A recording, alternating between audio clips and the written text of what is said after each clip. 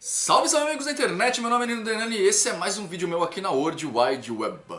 Hoje eu quero falar sobre um assunto que talvez, eu espero, dê pano pra manga.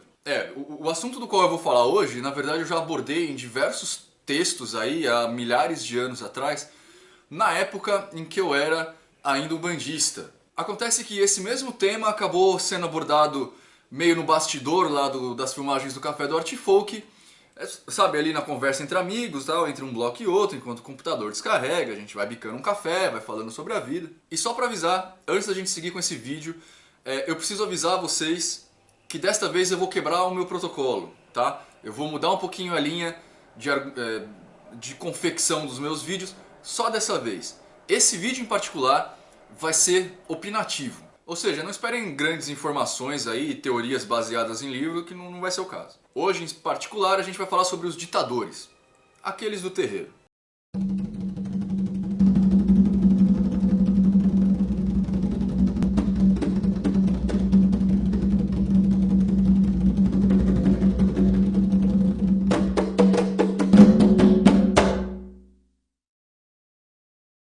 Certo, para aqueles que não pertencem à religião de Umbanda ou não tomaram contato com essa religião ainda, vocês ainda talvez não conheçam o papel hierárquico que as pessoas têm dentro de um centro, dentro de um terreiro. A estrutura terreiro, então, né, o time, aquele grupo de pessoas que se denominam terreiro, eles funcionam basicamente sob o efeito de dois tipos de liderança. Uma dessas lideranças é a espiritual, que são os guias, mentores, os espíritos que assumem aquele trabalho como sendo deles, né? Eles assumem a tutela daquele trabalho e exercem um comando de uma forma muito mais de um jeito que a gente não vê. A outra forma de liderança ela é exercida pela figura do pai ou mãe de santo, babalaô, ialorixá, ou como a maioria das pessoas aqui de São Paulo gostam de chamar, dos dirigentes de terreiro. Beleza, essa parte espiritual em particular eu vou deixar ela de canto para esse vídeo, tá? Eu não vou abordar ela aqui porque não foi essa questão que me levantaram. E também porque eu não tenho como discutir esse tipo de relação, né? Cada caso é um caso, cada casa é uma casa, cada médio é um médio. Mas por outro lado, nós temos a figura aí do dirigente material, né? O camarada ou a camarada que fica ali na frente e de certa forma dá as ordens ali, orquestra o que está acontecendo dentro do terreiro. Tá. Todos nós entendemos que a Umbanda é uma religião nova. Ela tem pouca coisa a mais de 100 anos. O que faz com que a Umbanda ainda esteja em processo de constante mudança e construção. A Umbanda de hoje não é a mesma Umbanda que era 50 anos atrás.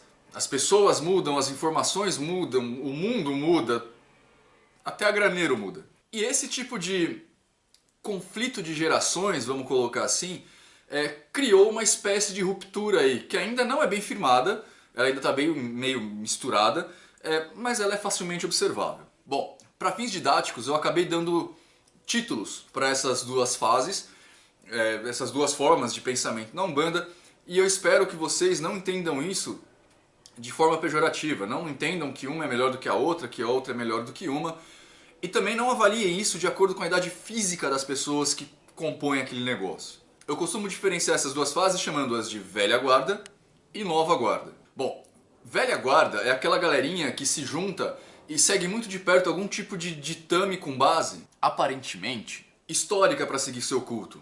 Geralmente, e eu disse geralmente, são aquelas que os dirigentes têm seus cultos mais ligados ao culto de nação, saca? Tipo Umbanda de Nagô, Umbanda de Jeju, Umbanda de Queto, que fazem aquela mistureba, em certos casos até bacana de se ver, gostosa, com candomblé, com santeria, com tambor de mina, enfim. Aquela questão mais africanista da coisa. E a nova guarda é um grupo de pessoas que está chegando agora na Umbanda, que geralmente tem algum tipo de fundamentação muito mais teórica. Geralmente são filhos, não necessariamente carnais, feitos pelos médiums da velha guarda. E é aqui que a coisa começa a ficar interessante. A galera da velha guarda, não todos obviamente, mas uma considerável maioria, tem aquela mistura que eu comentei há pouco, e nessa mistureba acaba trazendo também a figura da rigidez hierárquica que, por exemplo, o candomblé tem. Pelo que eu me lembro e pelo que eu conversei com alguns amigos de lá, do candomblé, ele dá uma importância ultra mega power forçudona para isso, para a questão da hierarquia. Quem tá acima tem razão, sempre estará mais certo do que quem tá abaixo nessa cadeia hierárquica. É meio como funciona uma família, tá ligado? Eu me lembro da minha mãe, quando eu era menor, me dando algumas instruções, lições de comportamento e tal, e quando eu questionava alguma coisa como tipo, ah meu, por que eu não posso fazer isso se você faz? Ela geralmente voltava alguma coisa meio, faça o que eu mando e não faça o que eu faço. Ou então algo do gênero, não responda pra sua mãe, você acha que eu sou idiota? Eu te fiz uma pergunta! Tá, eu tô falando dessa coisa de respeito à questão hierárquica num âmbito puramente religioso, mas a gente sabe muito bem que toda a estrutura social antes da década de 80, mais precisamente lá na geração Baby Boomer, e se vocês quiserem a gente faz um outro vídeo para explicar o que é Baby Boomer, pregava muito isso.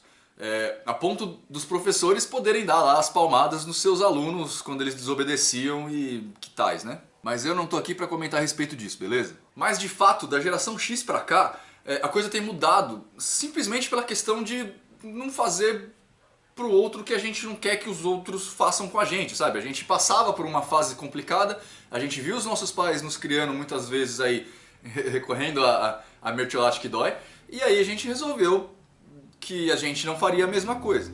Tipo, eu apanhei pra caramba quando eu era pequeno, talvez eu devesse ter apanhado um pouco mais até, mas apanhei bastante. Então eu não vou bater na minha filha. Meu dirigente era um puta tirano comigo, então eu vou ser contrário do que ele era com os meus filhos. E aí a gente cria uma outra estrutura de novos dirigentes que prezam, por exemplo, terreiros 100% democráticos. Geralmente essa galera começa com um discurso de que não deve haver hierarquia, de que todo mundo é igual, os cargos não devem existir ou devem se misturar, todo mundo se ajuda, o mundo é muito belo, né? Yeah! Fala sério, parece um sonho, parece? Mas tem um pequeno problema. O ser humano em geral é uma espécie que tende ao repouso. Sempre.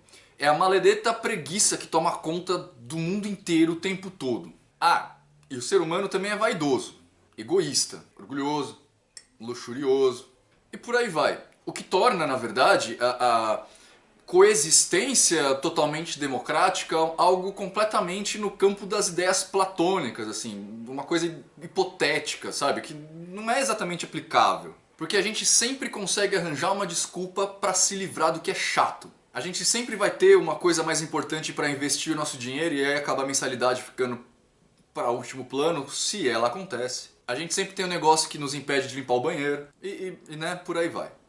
Agora eu vou falar um negócio que talvez vocês briguem um pouco comigo, né? Mas por mais incrível que pareça, eu acho que um pouco de ditadura dentro do sistema do terreiro é até salutar, sabia?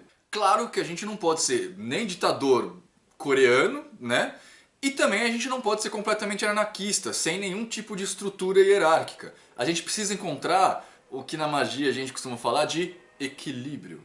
O que a gente costuma fazer, principalmente eu com a Ana, que a gente tem mais proximidade, lá na casa da avó Maria Rosa Povo do Oriente, da qual eu sou participante, é um meio termo. O que na psicologia a gente chama de ego. Veja bem, não é o ego que a gente encontra como pecado, tá? Ego, nesse ponto da psicologia, é um contraponto. Quando um pensa em tomar uma atitude, o outro faz um contraponto para tentar os dois juntos chegar numa espécie de síntese, um meio do caminho, aí, um equilíbrio para que a gente não descompense um lado ou outro. Obviamente isso é bem difícil de se fazer no dia a dia, nem sempre é aplicável e quando acontece da gente não conseguir ter esse tipo de diálogo, a Ana toma as decisões que ela tem que tomar como dirigente, já que ela, né, é a chefe da bagaça toda. Agora, um outro ponto que me foi levantado é a respeito da ditadura das informações. Sabe, galera, eu vou comentar um negócio com vocês aqui. Eu também entendo isso, sabia? Eu, em particular, já passei por uma situação bem chata no terreiro uma vez. Um camarada chegou lá pedindo ajuda, todo humilde. A gente abriu a casa pro cara, recebemos ele como a gente recebe um irmão. Aí ele começou a encher as nossas paciências porque ele fazia de um outro jeito e achava que o jeito dele era o mais certo. Tá, entenda, eu não vou discutir se o jeito dele tá mais certo ou se o meu jeito tá mais certo. Mas o fato dele ter ido lá pedir ajuda já me diz que alguma coisa do que ele conhece não tá funcionando direito. Aqui sim cabe um pensamento um pouco mais filosófico. Principalmente um pouco de humildade, sabe? Porque quando a gente tá em uma casa, A gente aprende primeiro e depois a gente ajuda no que for possível. Eu não estou dizendo com isso que os médiuns novos que chegam no terreiro têm automaticamente toda a sua linha de conhecimento, toda a sua linha de raciocínio dispensada, assim, de uma hora para outra. Eu só estou dizendo que se alguém mantém uma casa já há alguns anos e você está indo lá, você há de convir comigo que pelo menos mais experiência como dirigente o cara tem do que você, né? Mas Nino, e as pessoas que não passam conhecimento adiante? Para isso eu também tenho duas visões. A primeira delas diz o seguinte: problema seu. É isso aí, gente. Parece meio crueldade, mas se você quer saber de alguma coisa, se você quer ter um conhecimento novo, você tem que ir atrás, meu velho. Você tem que perguntar, você tem que ler, procurar informações, montar um arcabouço teórico para isso. Como eu disse lá atrás, o ser humano tende à inaptibilidade, né? Tende ao repouso. E isso quer dizer que todo mundo espera, de uma forma ou de outra, que alguém chegue com aquelas coisas todas prontas, de bandeja, entregue no seu colo, só para você ouvir e se tornar de repente um Mago Merlin. Coitado de você. O fato é que as coisas que realmente valem a pena nessa vida dão trabalho, gente. Não tem como escapar disso. O que vem de graça, em geral, não vale a pena. E se você quer saber, nem guia auxilia de graça. Bom, a segunda forma diz mais ou menos assim: o problema é seu. Pois é. Não é todo mundo que pode saber de tudo. É exatamente isso. Tem coisas que você não pode saber ainda. E por isso, talvez, o seu dirigente não possa falar pra você. Você não adianta tentar sair correndo por aí se você ainda não sabe andar. Ninguém vai, por exemplo, te ensinar a fazer uma massinha em alguém se você ainda nem aprendeu o que é ser um cambone. Ou seja, vai com calma, observa. Aprende pela observação primeiro.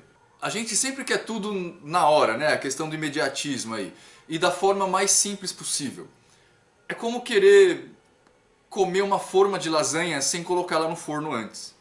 Muito bem, amigos, isso é o que eu tinha para falar para vocês a respeito da figura ditatorial de dirigente, da figura, enfim, de ditadores aí de cargos, de posições e de informações. Irmão Rodrigo Dantas, espero que eu tenha te auxiliado de alguma forma na sua dúvida, espero que você tenha gostado do vídeo. Lembrando sempre, gostou? Dá joinha, dá seu like pra gente, se inscreve no canal, espalhe a mensagem pelas mídias sociais aí, que isso dá um apoio brutal pra gente continuar com o trabalho. E ó, até a próxima.